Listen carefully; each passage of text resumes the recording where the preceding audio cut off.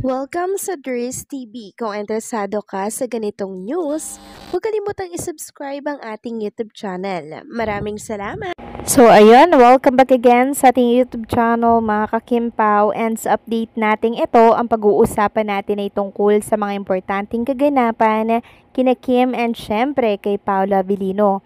Pero bago po ang lahat, maraming salamat sa inyong patuloy na pagsuporta at pagsubaybay sa mga daily update natin. Kaya naman bilang pasalamat, narito po mga napili kong komento patungkol yan sa naging previous update.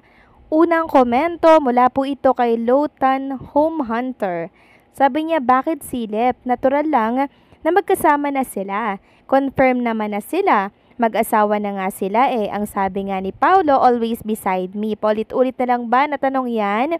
At hindi pabayaan ni Paolo yan at sa kanya na talaga yan pinagkatiwala na si Kim. Kim Pao forever. God bless us all. Take care, everyone. Tama ka dyan, Lotan Home Hunter. Natural lang na magkasama na sina Kim and Paolo Abilino. Dahil wala namang mali siya yun, dahil sila na naman talaga, di ba? Kasal na lamang ang kulang sa kanilang dalawa, mga kakimpaw. Dahil sa mga galawan pa lang po ni na Kim and Paolo Abilino, kitang-kita natin na talagang nagmamahalan sila, na napakalalim na po ng mga pinagsamahan at pagmamahalan po nilang dalawa. Kaya walang mali siya, kaya magkasama sila sa isang room or hindi, okay lamang yan. 'Di ba? Kasi magjosawa na naman sila, mga kakimpaw, 'di ba? And yes, you beside me always, si Kim and Paolo Abilino. Para bang hindi kompleto ang isa't isa pag wala po sa tabi nila ang isa't isa, hindi po ba? Kaya walang mali siya kung magkasama si Kim and Paolo Abilino sa isang room or hindi. So, anong say nyo dito, mga kakimpaw? Tama, di ba? Maraming salamat sa komento, Lotan Home Hunter. God bless and mag-iingat ka palagi. At ang next comment naman mula kay Ban849. Sabi niya, baka namin ni Paolo walang tinatago kasi ramdam natin na si Kimi ang may ayaw pa na ipaalam tungkol sa relasyon nila, Miss Dries. Huli minsan doon sa pagbibigay ni Paolo ng flowers na binulong muna kay Kim bago i-voice out ni Paolo Abilino. Ayon, pumayag si Kimi, baka umuo si Paolo Abilino on the spot pati kung ano-ano nakalagay o nakasulat sa card. Naalala mo, Miss Dries, kaya happy tayo, unti-unti na nating nahuhuli na action make louder than words. Pero ang ibang fans ayaw nilang maniwala at ang ibang fans puro dilulo o negative vibes sila kesyo may pelikula daw. Thanks, Miss Dries, muli. May God bless us all. Ingat tayo palagi. So, tama po kayo dyan, Ban849. Naalala ko nga po yun. Kung baga, inirerespeto po ni Paolo Abilino yung desisyon ni Chinita Princess na hindi mo na isa publiko kung ano mang meron sa kanila. Pero hindi naman po nila tinatago, di ba? Sa mga kilos nila, mga kakimpaw, basang-basa natin kung anong meron sa kanila. Ito'y bilang respeto lamang po ni Paolo Abilino yung pagpapaalam kay Chinita Princess bago siya magsalita, 'di ba? Hinihingi po ni Paolo Abilino yung reaction, 'di ba? Or yung pagpayag ni Chinita Princess bago po siya magsalita. Paggalang po yun at pagrespeto, mga kakimpaw, sa magiging desisyon ni Chinita Princess. Kaya igalang na lang natin kung ayaw pa po nilang umamin, 'di ba? Baka meron pa po silang mga plano na dapat pang tapusin bago isa publiko ang lahat. Pero hindi naman nila sinisikreto, mga kakimpaw, di ba? And tama po kayo dyan, action speaks louder than words. Doon pa lang po, very clear na po at very louder na po ng relationship ni Kim and Paolo.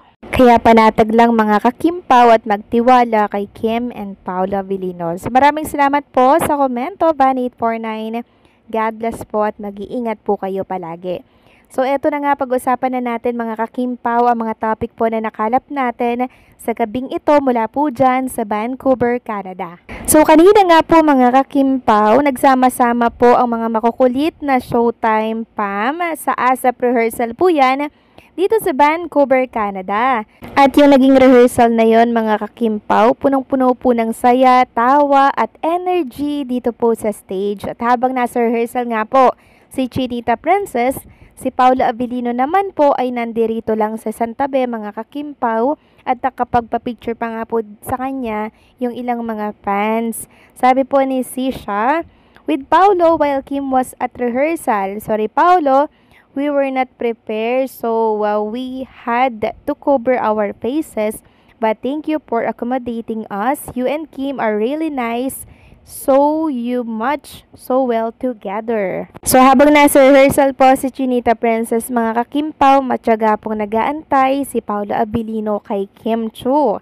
Samantalang next topic naman tayo, pag-usapan natin ang tungkol nga dito sa mga nababasa po natin na meaning nung tungkol doon sa Falling Maple Leaf na nasa kapo ni Paolo Abilino. So magandang pangitain daw to mga kakimpaw. Tulad na lamang po ng naging post ng Kimpaw Universe. Sabi niya, if you catch a falling maple leaf, you'll fall in love with the person you're walking with.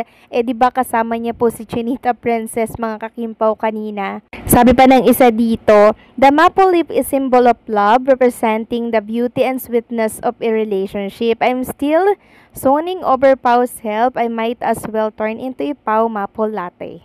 At eto pa mga kakimpaw, sabi po ng isang netizen, sa amin naman, kapag nasalo ka ng falling leaves, may kasala na magaganap o malaking blessings. So sana nga mga kakimpaw, diba, magkatotoo po yung sinabi ng isang netizen na may kasalang magaganap for Kim and Paolo Abilino.